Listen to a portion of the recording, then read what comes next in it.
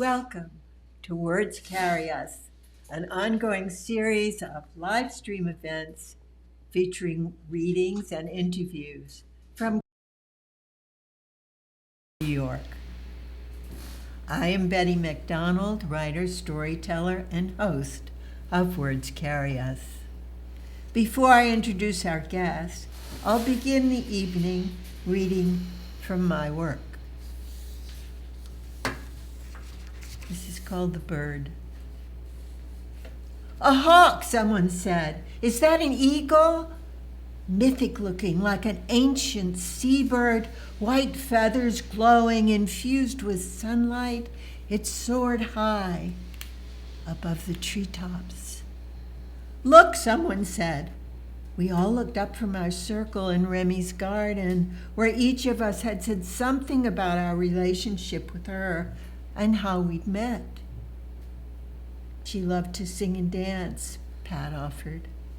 She drummed with Carol, sang with Karen and Violet. She met Don at Sparrow's party.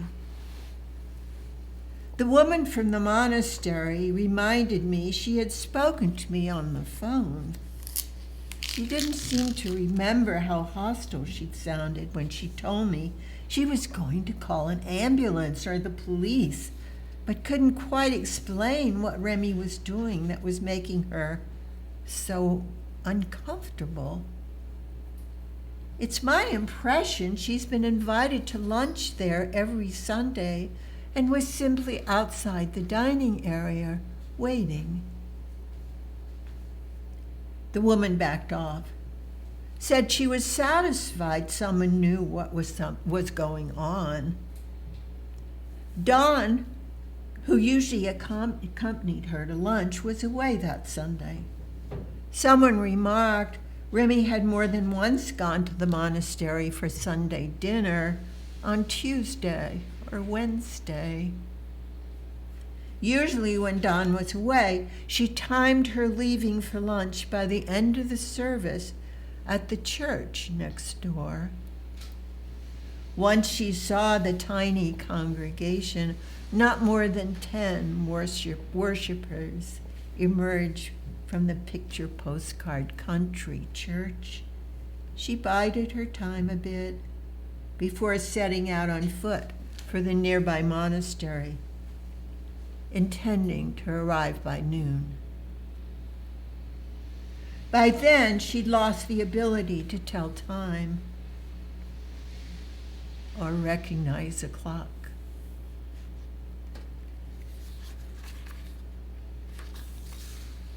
Confounded by her inability to identify subject, I willed myself to imagine seeing through her eyes.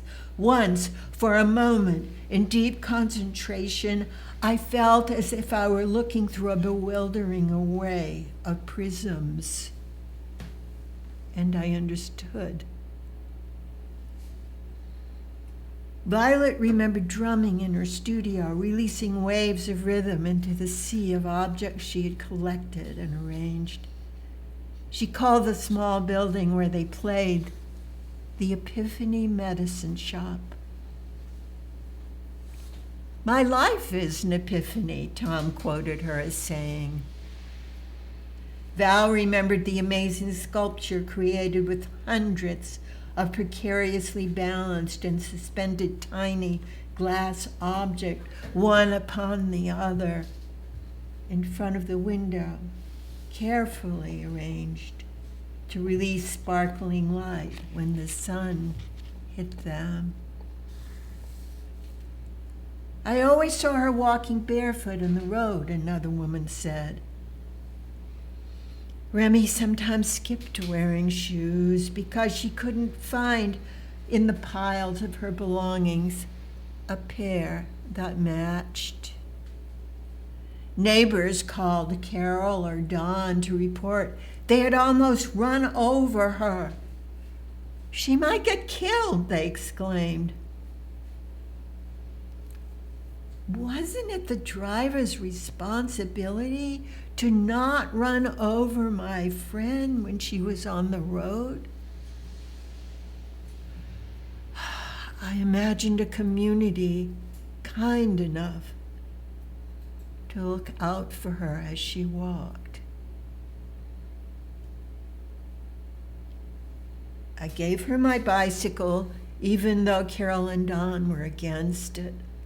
They thought it would increase the danger on the road. My respect for her, combined with her need for freedom, outweighed my concern for her safety.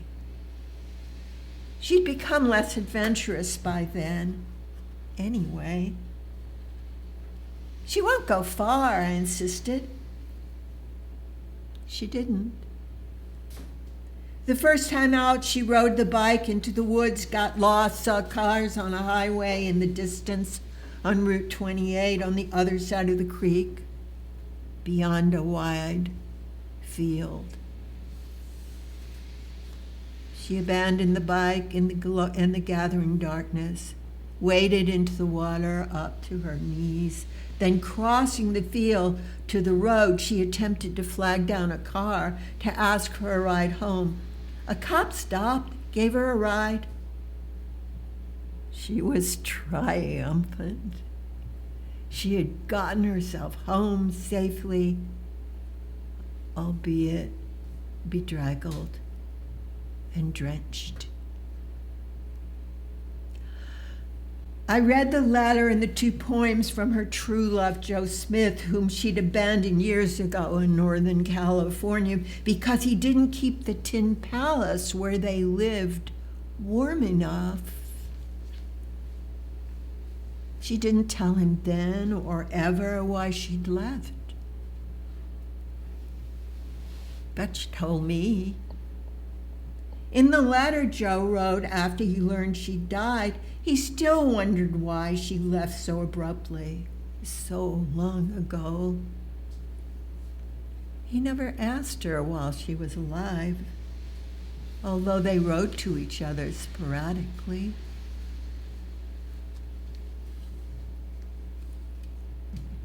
Gathered in her garden, we felt her presence as the birds soared overhead, one full circle high above our broken one. As I gazed, its feathers glowed with light.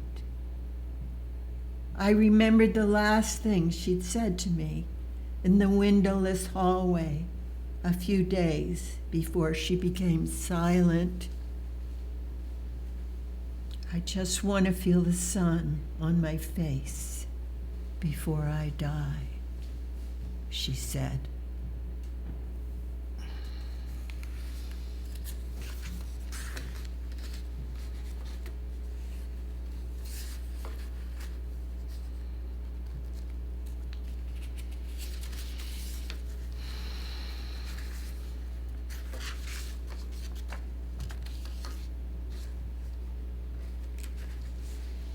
Hope Rendell has been reading aloud to audiences since her Massachusetts Speech and Debate League statewide award-winning rendition of Horton Hears a Who in 10th grade. She continued reading to her classmates on the Green Eggs and Ham Bedtime Story Hour on Connecticut College Radio. She received her MFA in the Visual Arts from the University of California, Davis, and a teacher's certificate from Studio in a School and Pratt Institute. While working for an educational software company in Silicon Valley, Hope produced The Source, a documentary about women surfers, now digitally archived in the Getty Museum, curated by Miranda July. As the Pilgrim, she became the first Hudson Valley Broads Regional Arm Wrestling League Royal champion while raising money for local nonprofits. Hope and I, with a devotion of volunteers, created Deep Six, Day of the Dead, a successful evening of reading, acknowledging death for the benefit of the circle of friends for the dying. Weekdays, our guest directs the SUNY Coyle Center, internationally connecting students, professors, and administrators to work on projects local and global, acknowledging their differences while finding commonality. During COVID, Hope and her 88-year-old aunt Joy discussed aging and her aunt's desire to leave the planet. Hope will share reflections of that time tonight on Words Carry Us. Hope Windle laughs, cries, and wonders why. She has always made stuff and created venues to share stuff. I am delighted to welcome Hope Windle to Words Carry Us. Hello, Hope. Hello, Betty. So to start off with, there's just so many things to ask you about. Tell me a little bit about your day job. Sure, but first I just want to give to you a bleeding heart from our garden for your bleeding heart and for mine and for the day that we are, in, because it is 1 million COVID people have died that I just need to note. So, yeah. Yeah, but my day job? Yes, your day job. Let's get that out of the way so we can get to all the other things you do. I have a pretty fun day job. I get to talk to people all over the world every day during the week and figure out how professors and students can work together on projects, sometimes involving UN Sustainable Development Goals. And like, for example, a professor in Florida has coding, he's teaching coding, and he connects to an astrophysicist in Mexico who's teaching astrophysicist stuff, and they come together and they make an app that tracks asteroids. Wow. And sort of culminating big data into that app. So that's in a nutshell. So it allows students a coached environment to see what it's like to work with people from other cultures and how to figure out how culture impacts how we work. And so it's an absolute privilege and honor to do it. And what do you enjoy most about doing that? Just bringing people together? And also meeting people and learning. I feel like I learn every day. It's very humbling because there are so many different ways to do things and to understand each other and to create an inclusive space. I keep learning, we have to take into account non-native language speakers. We have to take into account all kinds of different things that, especially now with George Floyd's murder, there's been this amazing awakening all over the place. And it's really permeated everything that I do, and that we get to think about justice and equity and diversity and inclusion in connecting with people from different parts of the world. That's so exciting. Yeah. I do feel lucky. And what are you engaged in now?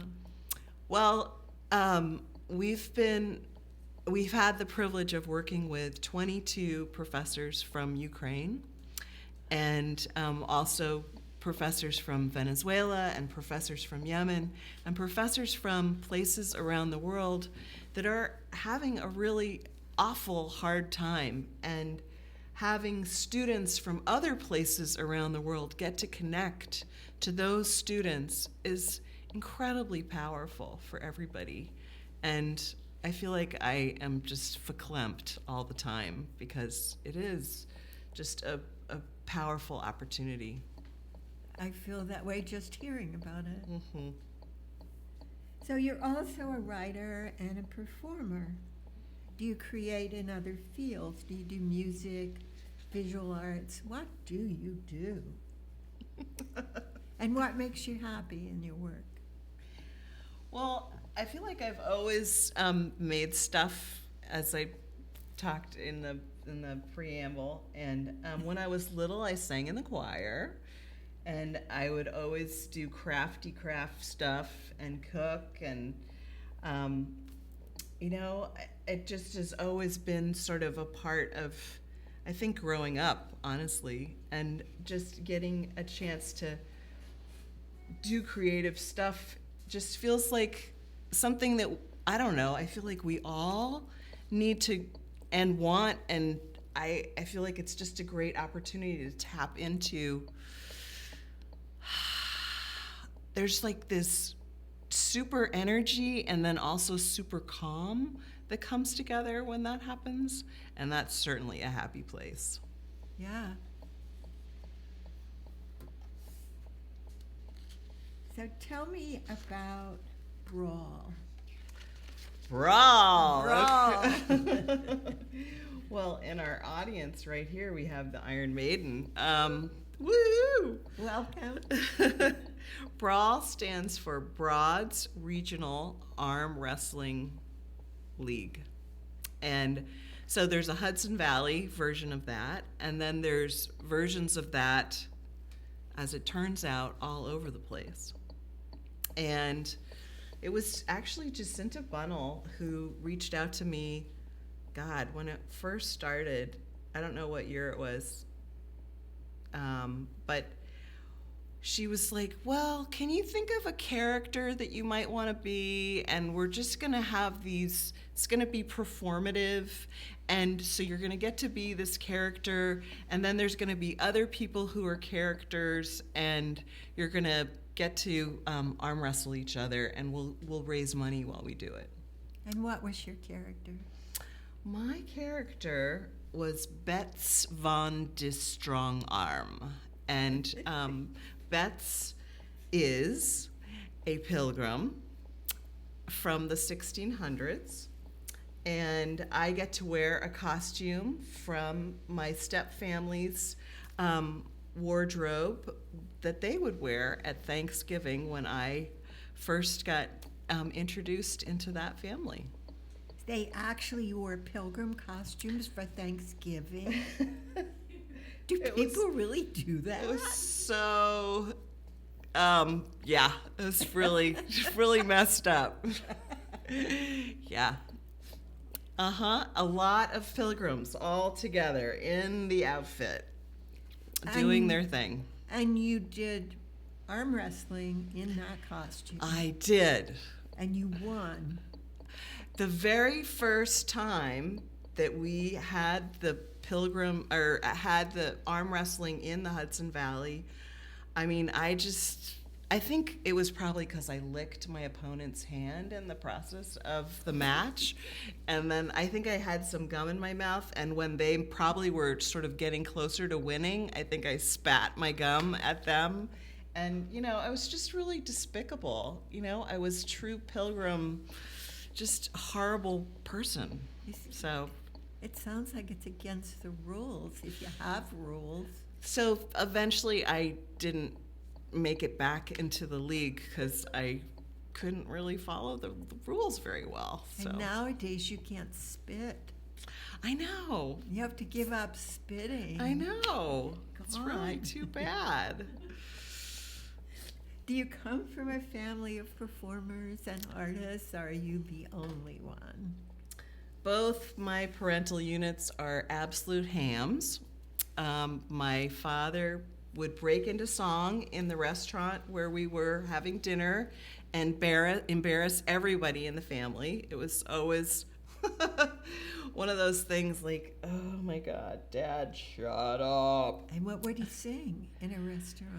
he would sing, I love the ladies, I love the ladies, I love to be among the gals. So he would say this to the waitress, and she'd be like, who are you?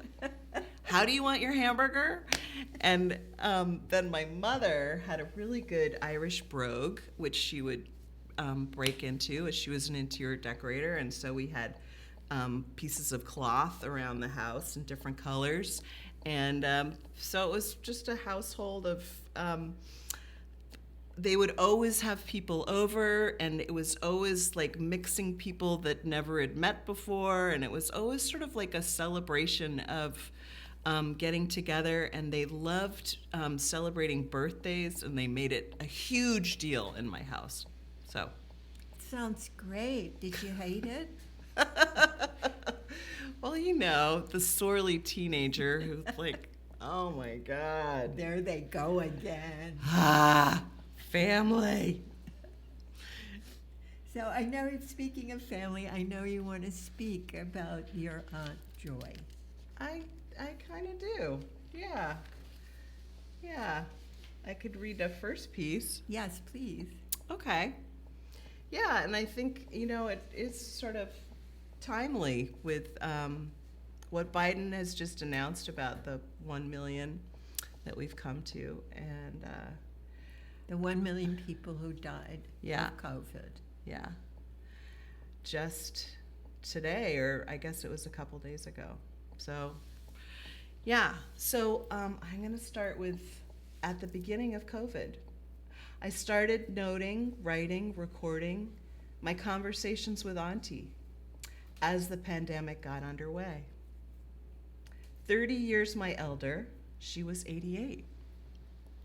Living in assisted living, community in Maine, 9 hours from me. Wanting to connect, to be together, we talked often, probably every other day. She would give me updates on how her community was handling the pandemic, how she was handling getting old, and what she really wanted to discuss, how she was going to die. Or at least figure out her options. She wanted control, and so did I. I wanted to focus on her through this process. I wanted to listen to her thinking. Perhaps my heart knew I needed some distance from her scheming. I reasoned if I reported back to my writing group about her progress, as well as the latest weird approach to COVID that her assisted living place decided to do for fun or safety, and I can tell you about that. Yes, I'd like to know about that. Perhaps I could keep the whole experience in my head and shield my heart from what was going on. If I stopped writing and let my heart in on that my sweet aunt, my oldest living relative and constant phone companion, was fixing to bust out off of this planet and be all done with all of us, my heart might burst as well. And so I kept my head down, taking notes. Auntie let me know how distressing it was to be losing her memory, to be losing her balance, to be losing her keys, to be losing her glasses, her hat, her latest fill in the blank. I dutifully noted how she went for tests to get confirmation on her fear of dementia, but the test results never noted what she wanted them to note, and so she stewed on this process with me every time we talked on the phone. And then I wrote out our conversation, taking bets, while my heart focused on this process and not this person. It was easier that way. Meanwhile, Auntie was making her own art. Unbeknownst to me, setting up arrangements of her dollies, her stuffed bears, arrangements of books, stones, shells. She created altars all over her house and in the woods, nearby, and the walk to the water, arranging sticks, spelling out Joy. Stones, Joy. Lobster buoys, seaweed, Joy. I tried to keep up. My heart hated where we were going, but my head was curious as Auntie, learning about her process of giving away stuff. She recounted 3 separate times, proudly, how she gave away her nutshell library of teeny tiny books. So we would have these conversations. And especially at the beginning of COVID, I don't know if you remember, it was just, we didn't know what to do. We didn't know. We didn't have masks. We were like fumbling and things were happening. And so Auntie called me and said, they're having a beach day at the assisted living place. And so I wrote this little piece. Okay. Can we hear it? Beach balls? Auntie told us that in this time of COVID-19, at her assisted living facility, they had a beach-themed ice cream social. They were invited to take off their shoes and put their feet in a communal box of sand and throw beach balls at each other. She also told me how they stayed in their own apartments to be safe, but they all used the pen at the front desk to sign out. Now, Auntie is talking about getting Kool-Aid out for all of her neighbors at the old age home to do away with themselves with a big Kool-Aid party. Forget about going to the hospital. Keep those hospital beds for others. She decided to take on her nursing home. The talk used to be about how to leave the planet gracefully, but now it's about the larger community and making sure none of them take up space or hospital beds that should go to young people. I paused and told her I was listening to someone reading children's books on Instagram and how soothing it was. And now I just want to make a cake. What really matters right now? It beats me. It was such a weird time. A very weird time. Especially dealing with somebody who wanted to leave. Yeah, when so many other people wanted to be here. So she wanted to have a Kool-Aid party and wipe out the whole nursing home? She did talk about it. Did she have a plan? She did. And that leads me to my next piece, Okay, if that's let's hear okay. it. Yes, of course. We talked towards the end quite often about death, Auntie and I, about her death, and death in general, and the Death Cafe, dying in assisted living. The others didn't join in. They were set on staying assisted in their living. They weren't interested, like she was, in the art of dying.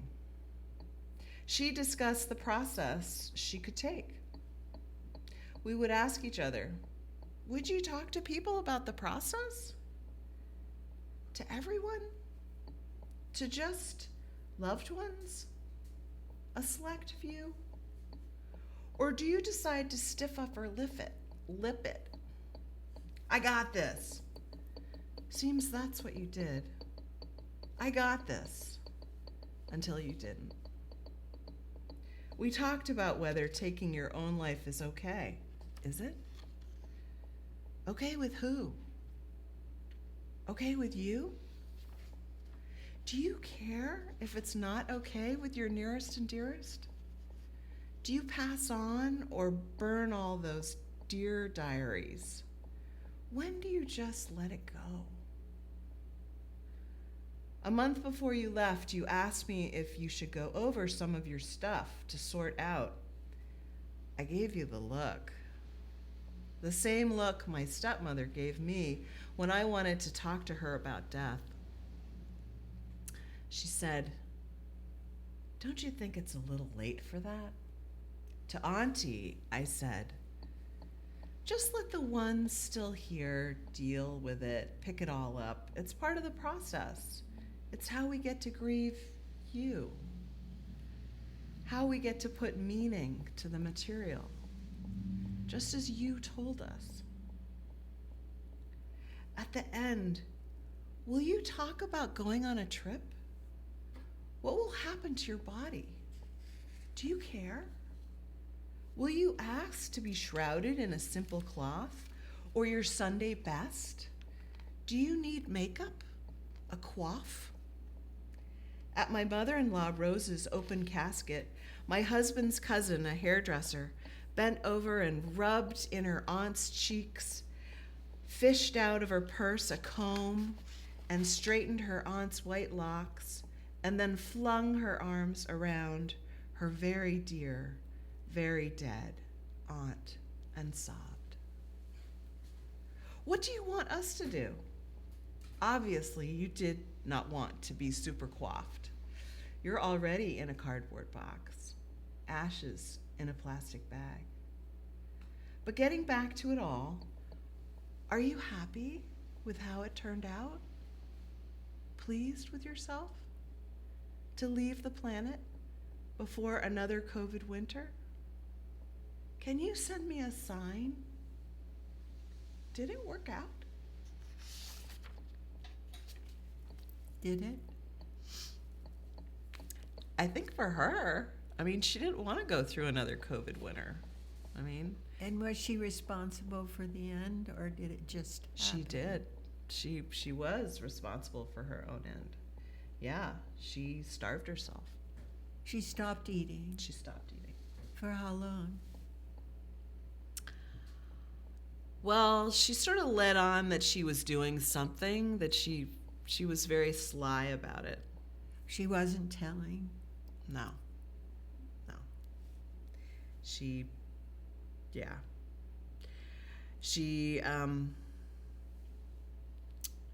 just started to put her meals from the assisted living facility in her freezer to save. And you were saying these were excellent meals, that this wasn't institutional food. I know. Institutional food, but really good. I had many a dinner there with her. And that actually could lead to the next piece. All right. Is that okay? Yes, please. Auntie and the dinner party. She and I talked of the dinner party of life. She liked that metaphor. She reminded me often. As I get older, many have left the table. The party has dwindled down to just a few. The ones gone, their presence now in photos and stuff. That salmon-colored scarf Auntie used to wear, my OLR, my oldest living relative, Joy. And now she finally did it.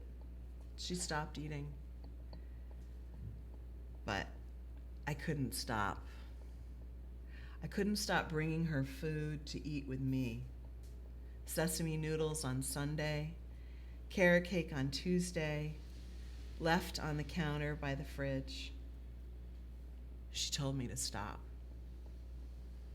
but I couldn't.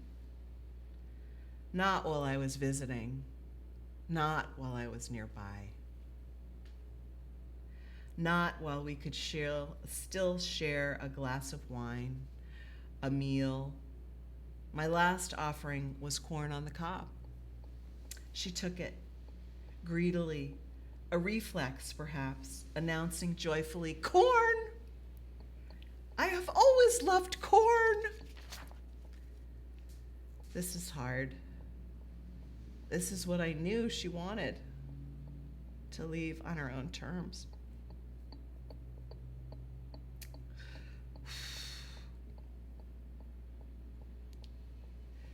COVID pushed people away from her.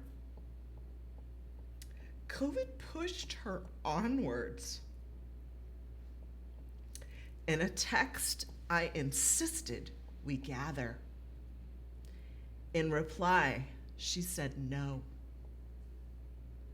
She didn't say that she was leaving our dinner party, but I knew she was.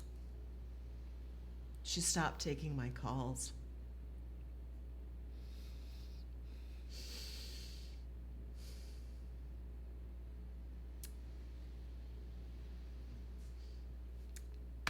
I knew she needed strength to leave the table, strength to go. And now she's gone. Joyce has left. Whew. It's hard. It's very hard. Do you think that she would have gone on living if not for COVID? You know, it's hard to know.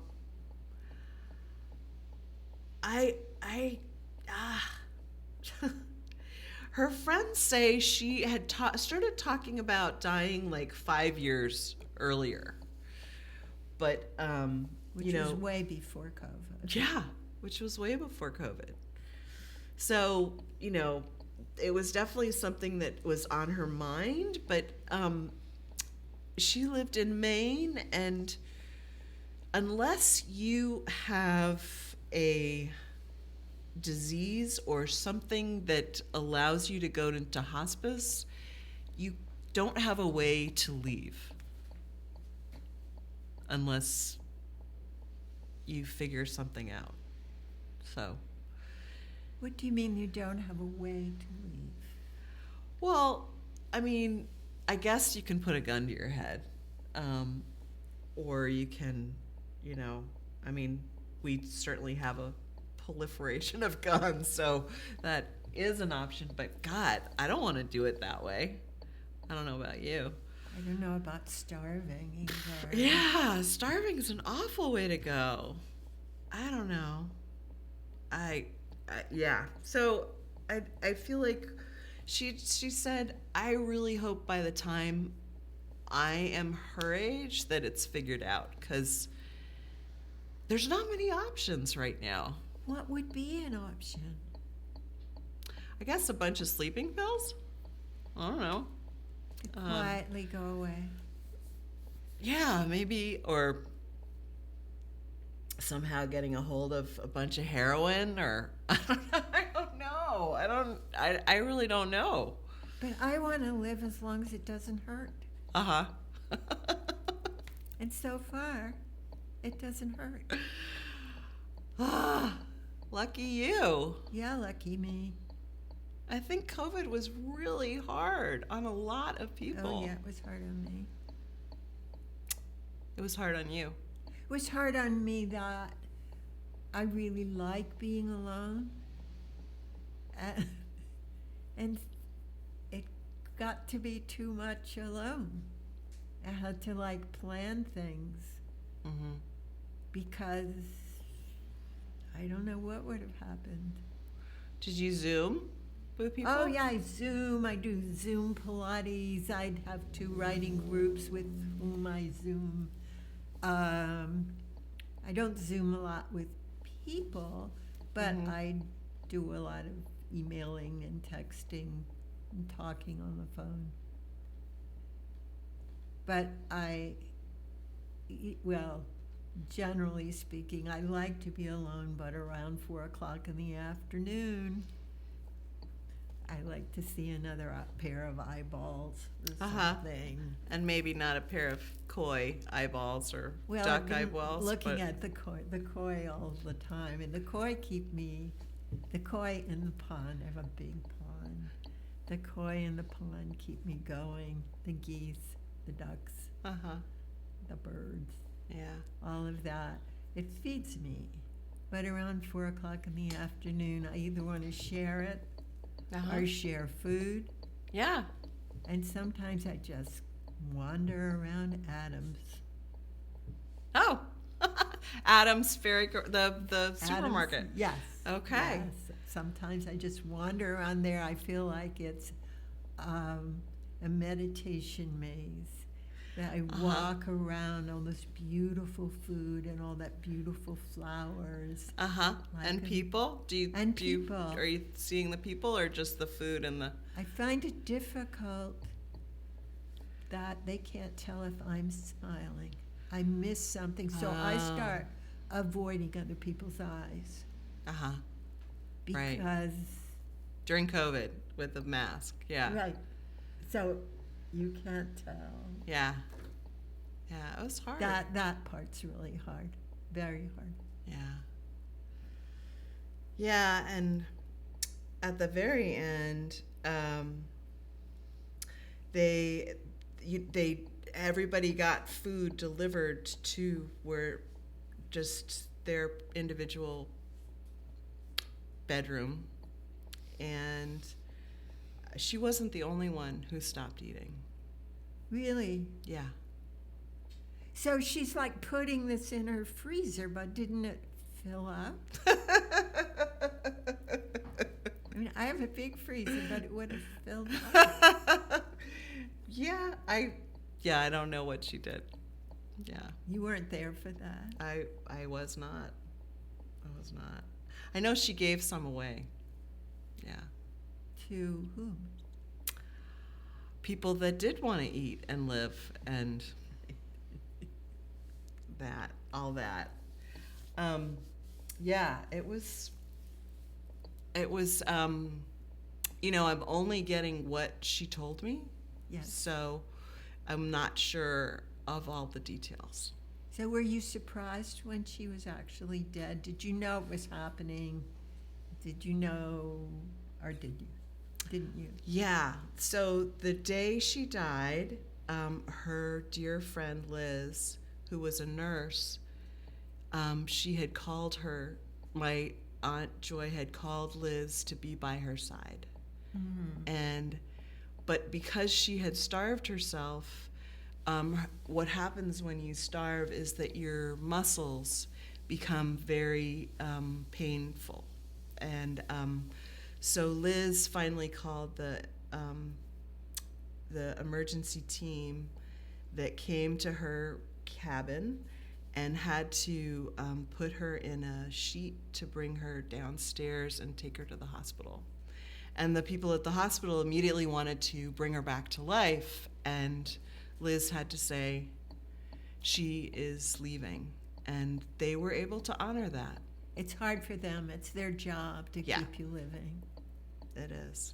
It is their job. So Liz convinced them to leave her be. Yeah. And then Liz called me and Sean, and we jumped in the car and started driving. But she died in the afternoon, and we got there in the evening. Do you have more about this that you wrote about? I do. Just one, well, You have two more pieces. Yeah. Yes. Back here at Joy. Back here at Auntie Joy's by the sea. Back to pick up the kayak and her beloved bed. Last night the moon was as full as the moon upon which we saw Auntie for the last time. The water flat calm, so quiet, it screamed. So quiet, it screamed quiet. We snuck over to the lookout spot, over all the water, almost to the exact spot where we left Auntie last month. The sun was blinding this morning. Perhaps it's Auntie reminding me how beautiful it is here. Every time I start to talk, tears from the tree drip on my shoulders. The sun is blinding me this morning. I feel like it's screaming, "Can't you see? Can you see how important all this is? The beauty? Take it all in? Take it all in." Two loons are peeking out in the water. the still water right in front of me. They get it.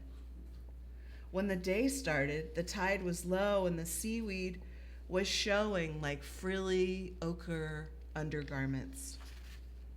The dog and I walked the beach, slipping, crying, smelling the low tide's earthy, salty smells that you only get to relish at low tide.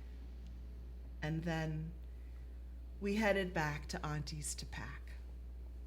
Slowly, without a sound, the tide crept back. As we worked silently, Auntie's world watched us. The hammock lay there as hammocks will do. The sun and wind danced together to make the perfect temperature for the day.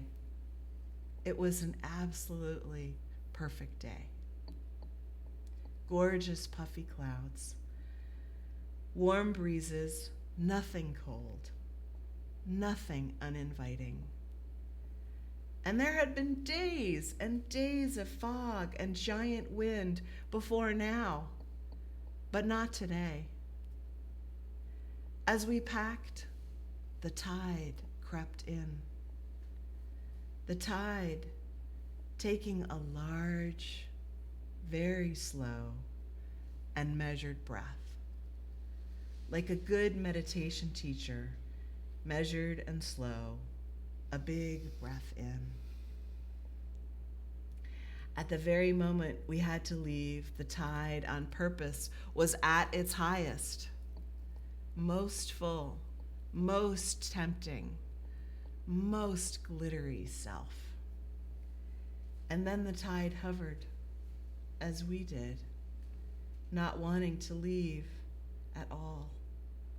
This October full moon tide, hovering, still tickling the edge of Auntie's land.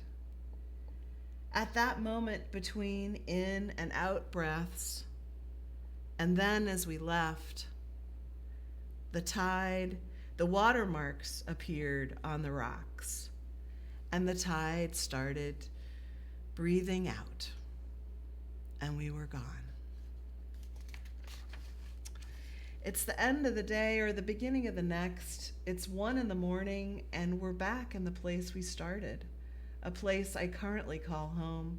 We drove through the night, and after a day of packing stuff, her stuff, trying to hold on to her joy, I am back home, hearing cars whiz by. The silence is way gone. The sea is still shining at me in my mind, and the little movies I took on my phone. I wish I had just stayed at her place, holed up until they kicked me out. I'm frustrated that I couldn't figure it out. Just be there. At the edge of the ocean and rocks and quiet where she lived. Whew. So you're missing your aunt a great deal? It comes and goes. It's like the tide, you know? I'll be in the supermarket and there'll be a song and I'll be like, That was her. or, there'll be a crab cake or a gin and tonic. I hope when I'm gone, somebody sees a crab cake and thinks of me. I love that. Yeah, she did like her crab meat. Uh-huh. Oh, I love crab cakes. She was from Maine and I'm from Virginia, and we love. Oh, our there you go. crabs. Right. So what are you most looking forward to at this point? I'm looking forward to Pulling out that pilgrim outfit and starting to do a lot of abortion rights work and really getting in there and fighting for what we all need. And this is performance work that you're thinking of? Yeah. Sounds very exciting. I want to know more about it. I hope you include me. Do you have advice for others who want to live a creative life? Oh God, Betty, was that one of the questions? That's what I gave you that question. You didn't. Jeez, mark that's a it tough up. one. It is. Holy moly. We can skip. Callers, please call in and tell us what you think. Oh my God. So when I got to this question about what do you do in your downtime, I remember seeing photographs of you riding a bicycle across a desert or something. 4.5 feet. 4.5 what? 4.5 feet. I am part of a crew, Lisa Conrad, who's an artist, and she has been creating this incredible line across the United States, and I'm part of the crew, and we're biking furiously. We started in Seattle, and we did the first leg to Montana, and it was documented the whole trip. It's sort of in the spirit of Richard Long, or work that is about the landscape and being in the landscape. And then the second trip was Montana down through Idaho and across Wyoming. It was so hard. It sounds hard.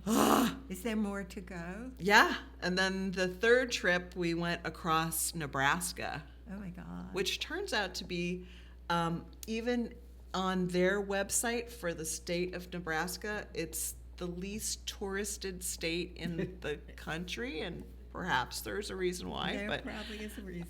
it got a little hot. There was a lot of cows on one side of the state and a lot of corn on the other side of the state. So not nothing. But actually, there's an incredible bike trail through the whole state. So you live a very exciting life. How do you know what you're going to do when you get up in the morning? I guess I'm gonna have to have some cue cards to make sure I know what to do next, right? That's not a problem. What to do? No, I mean, I'm gonna get up and talk to some people from Brazil and maybe the Philippines tomorrow, and you know, it's all. I feel like we're just lucky to be here. You know, as you said. It's a gift. It's a gift, yes. And you're going to talk to those people in your job at SUNY, is that? Yeah. That is? Mm-hmm. Okay. I am. I hope you can keep all this straight. Yeah, I won't wear my pilgrim outfit when I'm talking to them. Well, hope we have run out of time. I can't believe it. I so appreciate having you here. I thank you very much. And especially for the bleeding heart. It's been a pleasure to have you as my guest on Words Carry Us. Permeable Boundaries, the current exhibition here at Greenkill, curated by Joel Silverstein, features paintings by Alan Falk, Julie Seidman, and Joel Silverstein. The work can be viewed throughout May and June until Saturday, June 25th. Exhibition hours are 3 to 5 p.m., Tuesday through Saturday. Contact 229 Greenkill at greenkill.org to reserve an hour of viewing time. Located at 229 Greenkill Avenue in Kingston, Greenkill is a public arts performance, exhibition, and education space. For information about exhibitions and live stream events, check out Greenkill on Facebook or email us at 229greenkill@greenkill.org. As always, we're grateful to David Schell, who organizes, directs, and makes things happen here at Greenkill. Our thanks go to Shirley Hoffman Warren for composing and performing our musical theme, and to Jason Warren for recording it. Many thanks for you. Many thanks to you for tuning in and for watching us on YouTube. And very special thanks to our in-studio audience.